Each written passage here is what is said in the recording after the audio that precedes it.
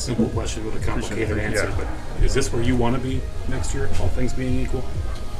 I think I've said this. I hadn't really thought about next year too much, but I also don't think it's really beneficial to comment publicly on my thoughts. So to balance those two things, but I think the reason I say the first part is because I've really just tried to focus on this year, and obviously it's hard enough to, perform when you just think about, being in the present. If I try to limit any distractions, so obviously I'll, once this season's over a week from now, it'll be something I'll have to think about, and but I don't think I'll ever comment on that. That was some advice I got early in my career, and I think it's been good to do that. I don't want y'all to read into it one way or the other. That's what I thought the answer was, but I want to explain. I don't want people to read in too much, and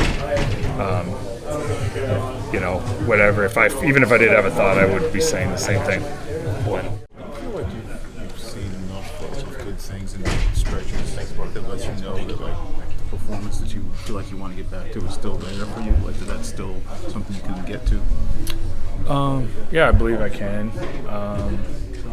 If you were going to ask me kind of what happened this year, I think I just created some bad habits as I hadn't really done in my past years, and so just as much as I was trying to correct them, whether it just took time or whatever, I don't really have that answer. So for me, whether it was going to be playing well this last few weeks or month or going into the off season, I still felt like I have the ability to perform. Now you got to go out there and prove that you're going to do it, and that's something at least I've been able to do a little bit better job of the last month. But so I'll definitely be ready to go and believe I can play well going forward. But belief doesn't necessarily mean it's going to happen, and so I always just take the attitude of got to go out there and prove it every year. And even coming off an MVP type year or a playoff season as a team, everyone starts 0-0. None of those hits carry over, and just try to go out there and perform every year.